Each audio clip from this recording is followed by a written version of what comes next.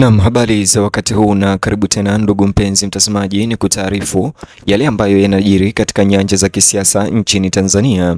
Aliyekuwa Waziri Mkuu Kassim Majaliwa na Philip Mpango wateuliwa tena serikalini na Samia Suluhu jioni ya leo, ambapo imeweza kusababisha ukosoaji mkali kutoka kwa wapinzani pamoja na Watanzania ambao wanadai ya kwamba keki ya taifa inaliwa na wenye nguvu. Mtazamaji, bonyeza alama like kisha bonyeza neno subscribe na alama ya kengele chini ya video hii kabla ni kutaarifu ripoti hizi kwa kina na kwa upana zaidi. Rais wa Jamhuri ya Muungano ya Tanzania Daktari Samia Suluhu Hassan wa CCM amechukua hatua madhubuti jioni ya leo na hatua kubwa kwa kurekebisha timu yake washauri katika kile kinachoonekana kuwa ni mkakati wa kuimarisha ufanisi, utulivu na kumbukumbu ya kitaasisi ya utawala wake na kuweza kuwateua watu hawa maarufu ambao awali pia waliwahi kutumikia serikali. Mabadiliko hayo yaliyotangazwa mnamo Januari tarehe 10 mwaka huu 2026 siku ya leo yanaashiria jitihada za makusudi za kuwarejesha watu wenye uzoefu na wenye nguvu wa kitaifa katika kitovu cha maamuzi ya serikali, wakati huu ambapo Tanzania inapitia mienendo tata ya kiuchumi na kisiasa na kijamii. Kiini cha uteuzi huu wa ghafla ni kurejea kwa aliyekuwa makamu wa rais Daktari Philip Mpango na waziri mkuu wa zamani Kassim Majaliwa, viongozi wawili wenye uzoefu mkubwa katika ngazi za juu za serikali, ambapo wamezua ukosoaji mkubwa kwa kuwa wamerejeshwa tena serikalini licha ya awali kutumikia serikali. Kuingia kwao tena katika majukumu makuu ya ushauri kumefasiriwa kama ujumbe wazi kwamba Rais Samia Suluhu anathamini uongozi wao uliothibitishwa na kuamini mwendelezo na utaalamu wa sera kama nyenzo muhimu za kuelekeza nchi mbele. Daktari Philip Mpango ameteuliwa kuwa mshauri wa Rais Samia wa masuala ya uchumi na miradi ya maendeleo, jukumu ambalo linamweka katika msingi wa mipango ya uchumi wa Tanzania na mkakati wa ukuaji wa muda mrefu. Mtazamaji, hata hivyo, asili yake katika usimamizi wa uchumi mkuu, fedha za umma na mipango ya maendeleo inamweka kama mtu muhimu katika kuunda majibu ya shinikizo la kiuchumi la kimataifa, mageuzi ya fedha ya ndani na mipango mikubwa ya miundombinu. Uamuzi wa Rais Samia kumkabidhi Daktari Mpango majukumu ya ushauri wa kiuchumi na masuala yanayohusiana na mradi unaonyesha imani yake katika uwezo wake wa kutoa miongozo makini na yenye misingi ya kitaalamu. Hata hivyo, majukumu yake awali ya uongozi yamehusishwa kwa karibu na uimarishaji wa uchumi, mageuzi ya kitaasisi na upangaji mkakati wa uwekezaji, sifa ambazo zinazidi kuwa muhimu wakati Tanzania inapojaribu kusawazisha ukuaji, usimamizi wa madeni na matumizi ya kijamii. Licha ya sifa hizi zote, wapinzani na baadhi ya Watanzania hawajakubali uteuzi huu, wengi wakisema ya kwamba keki ya taifa inaliwa na watu wenye nguvu mara kwa mara na kurejeshwa tena katika kazi hizo na kuendelea kula keki hiyo. Sambamba na mpango huo, waziri mkuu wa zamani pia Kassim Majaliwa ameweza kuteuliwa pia upande mwingine kuwa mshauri wa Rais Samia wa masuala ya kijamii, wizara inayoweka mkazo katika nyanja ya utawala wa binadamu. Jukumu lake linatarajiwa kuzingatia vipaumbele vya maendeleo ya kijamii, ikiwa ni pamoja na afya, elimu, ustawi wa jamii, maendeleo ya jamii na sera za ukuaji jumuishi zinazoathiri moja kwa moja maisha kila siku ya wananchi.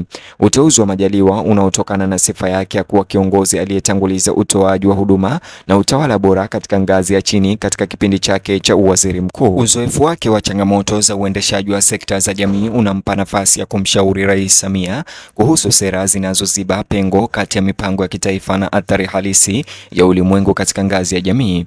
Katika kuelezea mantiki ya uteuzi huu, Rais Samia Suluhu alisisitiza umuhimu wa kuzunguka urais na washauri ambao sio tu wana uwezo wa kiufundi lakini pia ujuzi wa kitaasisi na ukomavu wa kisiasa. Tanzania aliweka wazi kuwa mazingira yanayoendelea ya ndani na kimataifa yanadai viongozi wanaoweza kutarajia hatari, kutafsiri mienendo ya kimataifa na kutafsiri masuala magumu kwa ushauri wa kisera unaotekelezeka.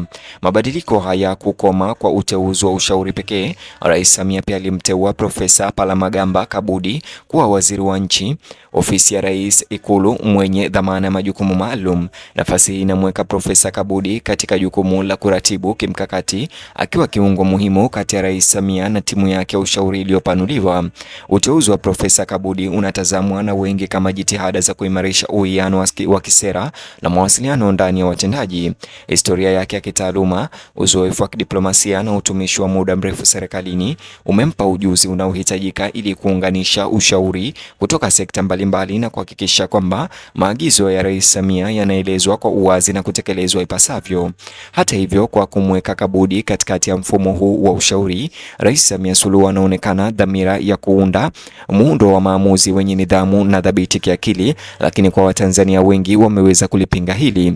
Jukumu lake linatarajiwa pia kuimarisha uratibu, kupunguza msuguano wa kiritimba na kuhakikisha kuwa ushauri wa kimkakati unawiana na dira ya kitaifa ya rais. Uteuzi huu kwa pamoja unaonyesha mtindo wa utawala unaotanguliza uzoefu kuliko majaribio. Badala ya kutegemea nyuso mpya pekee, Rais Samia amechagua kuchanganya mwendelezo wa mageuzi, akitumia viongozi ambao tayari wameonyesha uwezo wao wa kusimamia majukumu magumu ya serikali chini ya shinikizo, ambao awali tayari walitumikia serikali. Lakini upande wa wapinzani na Watanzania wengi hili halikubaliki, kwani sura zile zile hawazitaki. Wakati mabadiliko pia ni muhimu, Tanzania inafanya kazi katika mazingira ya kimataifa yenye hali ya kutokuwa na uhakika wa kiuchumi, mabadiliko ya kijiografia na uchunguzi wa hali ya juu wa viwango vya utawala.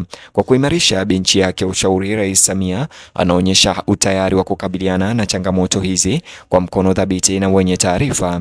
Wachunguzi wa masuala ya kisiasa wanaona kuwa huenda hatua hiyo pia ikasaidia kuimarisha utangamano wa ndani wa serikali, kuwaleta viongozi wakuu pamoja wanaoheshimika katika majukumu ya ushauri kunaweza kusaidia kuziba mapengo ya kitaasisi, kudhibiti maslahi shindani na kukuza mwelekeo kumradhi mmoja wa sera katika wizara na mashirika. Zaidi ya utawala wa ndani, uteuzi huo wa Samia sasa unatuma ujumbe kwa washirika wa kimataifa na wawekezaji kwamba Tanzania ina nia ya dhati kuhusu utulivu, weledi na mipango ya mkakati. Hata hivyo, kuwepo kwa viongozi waliobobea katika majukumu ya ushauri, licha ya wapinzani kuweza kulipinga hili, kunawahakikishia wadau wa nje kwamba maamuzi ya sera yatatokana na uzoefu na maslahi ya taifa ya muda mrefu. Kwa uanzishwaji wa chama tawala CCM, mabadiliko hayo yanatilia mkazo wazo kwamba uongozi ni mwendelezo badala ya mlango unaozunguka. Wasimamizi wa zamani wa ofisi hawajawekwa kando, lakini badala yake wanatumwa tena kwa njia zinazoruhusu serikali kuendelea kunufaika na maarifa na mitandao yao iliyokusanywa. Wakati Rais Samia anaendelea kuchagiza utawala wake, uteuzi huu unasisitiza mtazamo wake wa kiutendaji katika uongozi wa Tanzania. Yanaonyesha imani kwamba utawala bora unahitaji upya na heshima kwa kumbukumbu ya kitaasisi, hasa katika nchi yenye malengo madhubuti ya maendeleo na mazingira changamano ya kisiasa. Hatimaye, marekebisho ya timu ya washauri wa rais yanaashiria sura muhimu katika safari ya uongozi wa Rais Samia Suluhu Hassan. Kwa kujumuisha uzoefu, utaaluma na uratibu katika ngazi ya juu zaidi, anaiweka serikali yake katika nafasi ya kuendeleza ukuaji wa uchumi, maendeleo ya kijamii na utulivu wa kisiasa kwa imani mpya na kina kimkakati. Mtazamaji, ni hayo tu, nijuze maoni yako. Je, unaunga mkono uteuzi huu wa Samia Suluhu wa kuweza kuwateua watu kama vile Philip Mpango na Kassim Majaliwa tena katika serikali yake ya CCM? Vile like video hii kisha bonyeza neno subscribe na alama ya kengele chini ya video hii, itakuwa imenisaidia kwa sana. Vile like video hii alafu bonyeza kiboksi hicho kwenye screen yako, kitakuelekeza katika video ama taarifa zetu mpya zinazochipuka na kujiri sasa hivi katika mitandao ya kijamii Tanzania.